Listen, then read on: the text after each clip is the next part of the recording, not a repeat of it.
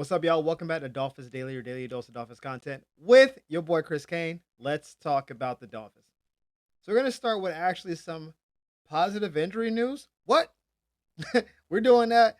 Jalen Wright actually returned to practice today on a limited role, right? He did some drills. He wasn't obviously getting hit in full contact, but he was on the field, which means he's not gonna probably be on the IR anytime soon, and it means that his return date is most likely sooner than we thought. We asked him after practice, or not we, but like the media asked him after practice, "Hey, like how far along are you?" He said, "I don't know." It's like I don't have a timetable for when I'm gonna be back on the field. Just know it was good to get back out here, do a couple drills.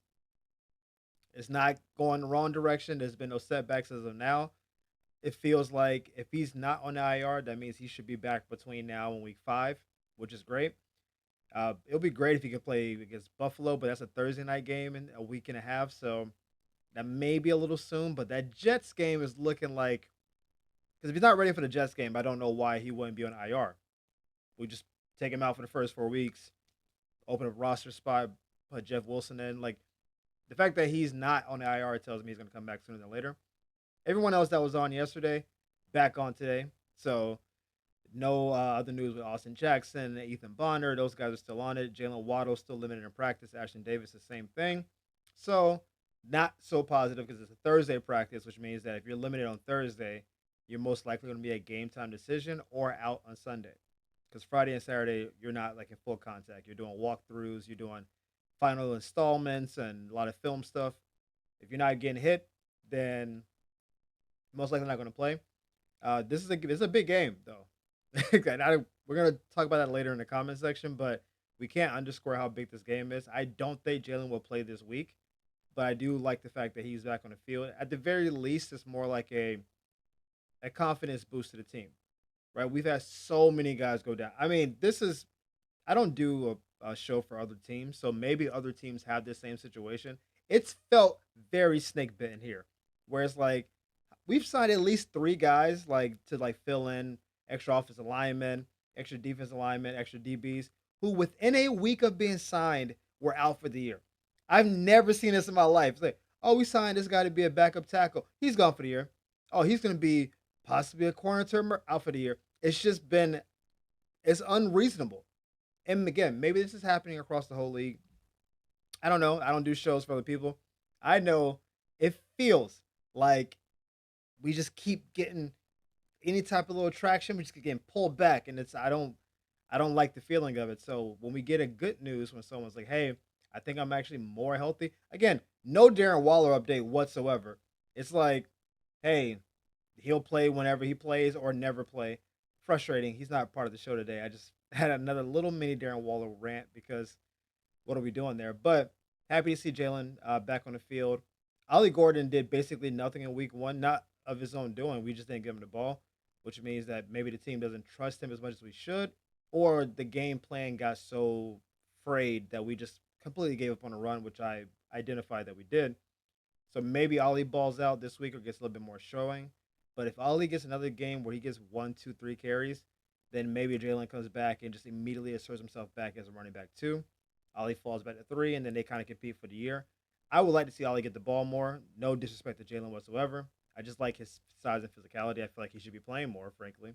And we'll see what happens.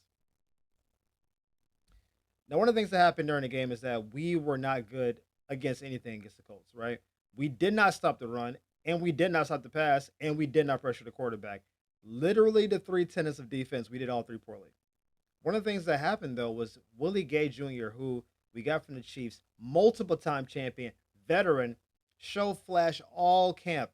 Every time we saw him on the field, he looks good. He looks fast. He looks spry. He's got the right energy. He's a champion. He's one of the few guys on our team that has championship pedigree. He didn't play at all. He didn't play at all Sunday. And we knew he wasn't going to be one of the starting linebackers, but certainly he should have been in the rotation just from being here the whole time. We signed him. We know his experience level. We know he's good. He didn't play at all. So Coach Weaver had an explanation for it, and let's see what he had to say. He said, "I got to find a way to get Willie on the field." And I told him that the next day. There was a plan, certainly, to get him in the game. Plans change, right? There was some chaos there for a little bit, but he's impactful. He's earned the right to get on the field, so I got to make that happen. I'm not gonna lie to you. I read that and I was like, all right. So you like, what was the chaos? Because our defense was playing horribly. I'm confused about the chaos of not getting him on the field. Oh, everyone on the field wasn't doing their job, so we decided not to put someone in who could possibly do theirs. Was that the chaos? I'm confused. When they put in their backup running back who's a rookie and he was still getting 5 yards of carry, we didn't think that maybe the linebackers and D linemen aren't playing well. We should try someone else.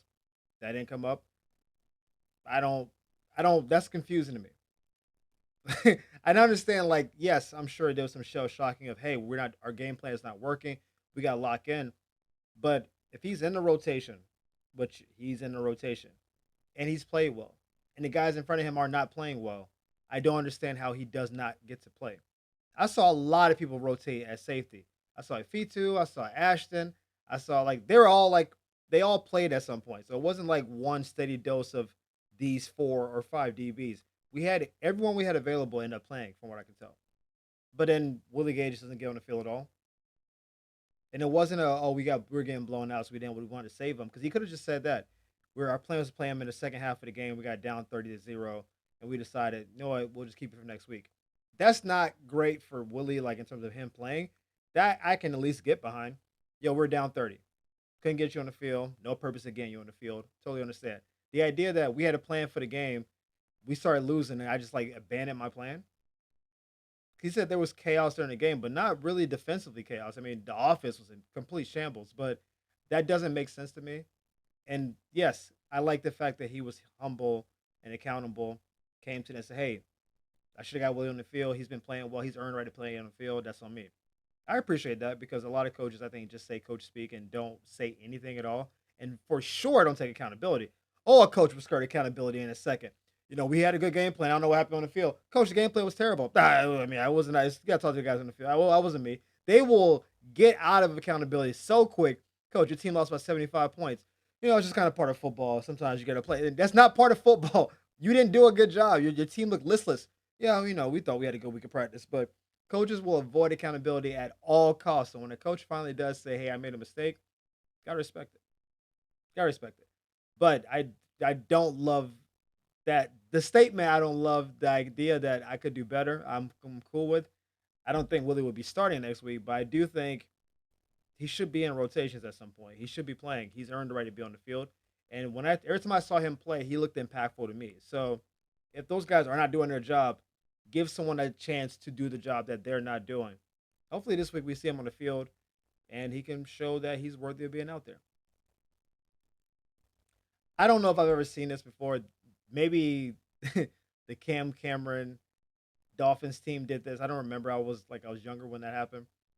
After week 1 of losing, the Dolphins had a players only meeting. This is almost certainly not a good thing because of the timing. We're one game into the year and we already got to have a, hey, y'all, can we huddle up real quick? Let's talk about this. That tells me that there is a lack of focus, um, job assignments, work, and execution across the board.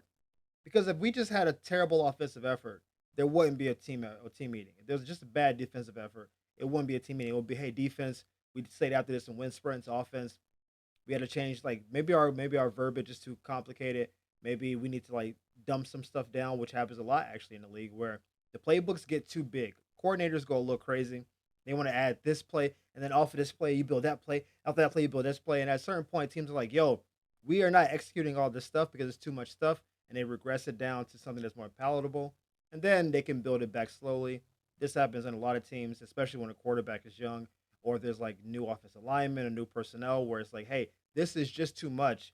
I know you want to reinvent the wheel.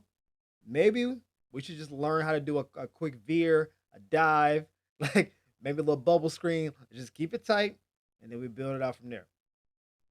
To have a players only meeting after your first game of the year feels like a panic to me. That's what it feels like. I understand the idea of, hey, let's all come together. We all lost Sunday. No one walks off the field on Sunday and thought, hey, did my job. No one feels that way. They all feel like, dude, we failed everywhere, across the board. No one did their job.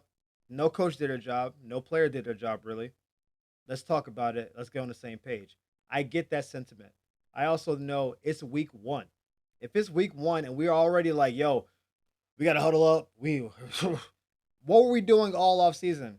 That the first game of the season, this many people feel like, hey, I'm not on the same page with any part of my assignment. I'm not the same page as my coaching staff. I didn't do my job on the field. Whatever I saw on the film did not translate to the field.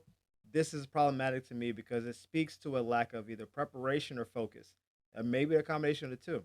I do not believe the Colts roster is that much better than Miami, or even better than Miami in general. But if you watch that field, you would have thought the Colts were Philadelphia. You would have thought they were the Chiefs, the Bills, the Ravens, the whoever. This is the way they were playing. They looked almost at every position dominant. Adonai Mitchell's looking like he's a Pro Bowler. What are we doing? Offensive line looked like the old Cowboys line when Zeke was a young pup and was just running behind four Pro Bowlers on the offensive line. That's what it looked like. Daniel Jones looked like MVP Matt Ryan out there. What are we talking about? Offense, where are we? Can't block, not executing, quarterback not seeing the field, running backs not getting the ball, receivers getting hurt. It's just total collapse. So the fact that it's already like, hey, we got to come to Jesus moment. What are we doing? That feels sudden to me, but also probably necessary, which was why this is such a weird moment because I get we got to get on the same page. What I don't get is how we so off the same page on one week. Like how we one weekend and we're like, I'm on page 7, you on page 6. That doesn't make sense to me.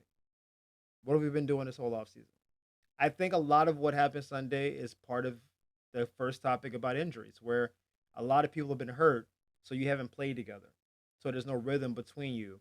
And so when you get on the field, you have people not doing their job. You have people not covering for each other. I think that touchdown to Michael Pittman was a cornerback thinking I had safety help, and the safety being like, no, I have to protect the middle because the tight ends run into my zone.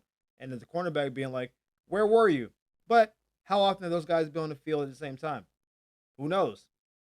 We may have had 3 or 4 practices together, and now we're on the field live action. The Colts have had the same offensive personnel outside of Daniel Jones for a couple years now. Pittman, Mitchell, Downs, same offensive line, just Jonathan Taylor. Same guys. Then all of a sudden, you add a new quarterback, but everybody else knows what they're doing out there. So I do think there's some of that was a lack of like continuity and playing together. And some of it was obviously we just didn't have a good game plan because we didn't do anything that we planned on doing in that game. So we had a players only meeting. We will see what comes of it. Tua got on the microphone today talking about I'm looking at people's study habits and practice habits, and that did not sound good at all, especially after the game that Tua just got done playing. Like, dude, you played the worst of anybody on the team, and you're watching other people's practice habits and what they're doing throughout the week. Who's watching you? Because Tua better not go out there and have 3 turnovers again. You want to talk about the fan base flipping like that? It will be up. You have 6 turnovers in 2 games and go 0 for 2 to start the year. I don't want to hear about, yeah, I'm checking everybody else's lunch. No. What are you doing? What's your prep looking like? What's your film study? Do you not see a linebacker dropping in coverage? You don't see this blitz coming? Like you don't see like it's a lot. But again, a win cures a lot of this stuff. So we're hoping that that's what happens, and if it doesn't, we're gonna have some trouble. Which gets us right into the next question of if the Dolphins lose on Sunday, what's the fallout? It depends. Let's start with the easy answer. They lose by a last second field goal 24-27. I don't know if there's like a ton of panic, especially if like it's obviously we're competitive and we just like they get the ball last, so we have a penalty on defense and they put them in field goal range. There will be some problems. There might be some personnel moving around. Like, hey, we're obviously not good on the defensive line. Maybe Chubb is washed. Chop, you're starting next week. I can see that kind of stuff happening.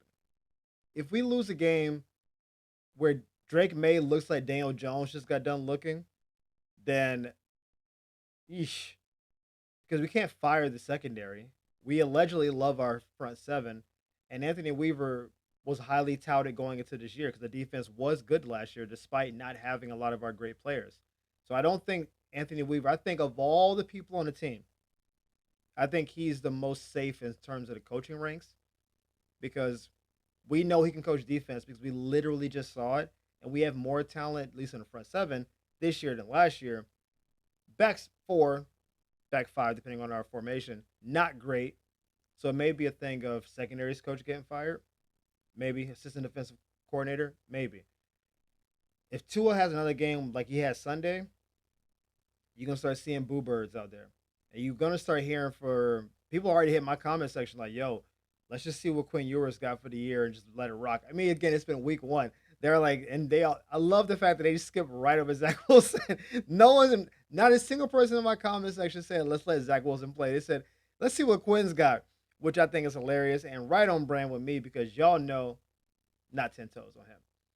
So on Tua's side, if he has another bad game, then I think that seat gets really warm because the next week is going to be Buffalo on short rest.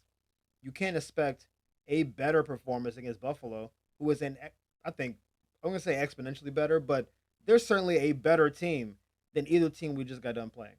So if you to play poorly against them on the road, short week in Buffalo, dude, that's a doomsday scenario if we're coming off another loss to a team that we think we're not is not particularly good, and if Tua plays poorly again, he almost never plays good against Buffalo.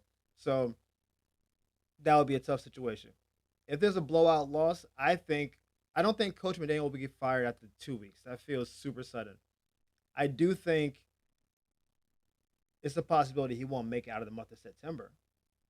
I think that's a real possibility because we have this game Sunday, right? And then we have a game Thursday, and then we have 10 days off and then another game against the Jets, right?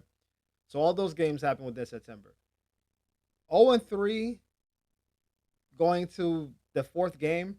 That fourth game to me is a game for your job.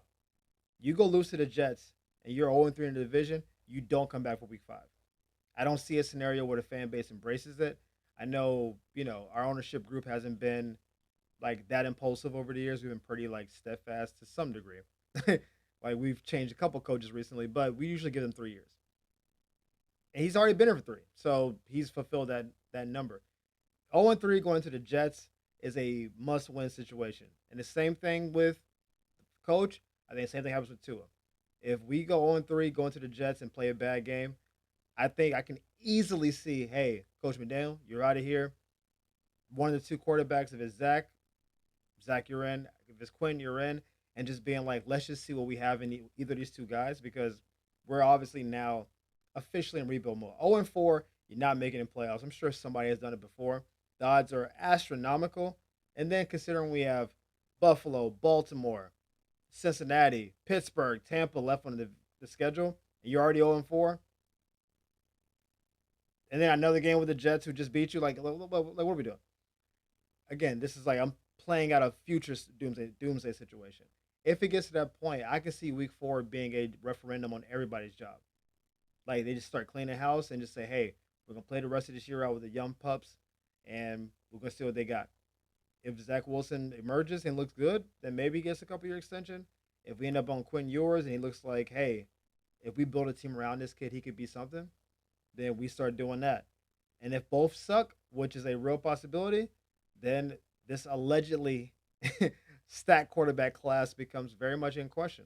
Because if we end up with a top 10 pick and you're going to start clearing the books of some money, you got a little bit of money to spend and a top 10 pick at quarterback, you know, I think the biggest fear for a lot of fan bases is that this like giant rebuild has to happen, where you got to like be bad for 4 or 5 years, like going to the doldrums and then like build your way out. It doesn't really have to be that way. You can be bad 1 year and then immediately good the next year. We saw it with Andrew Luck. We saw it with the Commanders. Weren't awful. Like they had issues with Sam Howell and Heineke and those guys, but when they brought Jaden in, they immediately got really really good. The Colts went from the worst team in the league to a playoff team the next year. They won 11 games.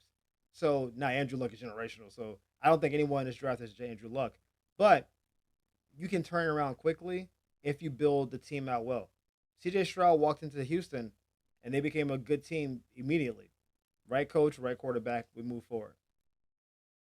That's what's on the line this week. Because if you win this week, I think there's not really a scenario where the first quarter anyone's getting fired. You're 1-1 going into Buffalo. Buffalo's going to be, I would think, at least a 10 to 12 point favorite. against Miami at home. Like, especially if Buffalo plays well this week and they look dominant, I think they'll be close to a double-digit favorite. Maybe 9.5 at the last. At the last, they'll get betted down. So you lose to Buffalo, you wanted to going into the Jets game. No one's like, oh man, this team is as bad as I thought they were. Like, if you play Buffalo tough and you lose, they're like, all right, Buffalo's great. They're number one in most power rankings right now. I get that. That Jets game does become a thing of it's like, hey, if you lose to the Jets, the next week might be the referendum. So maybe you get into October. We'll see. But there's a lot of weight on this game.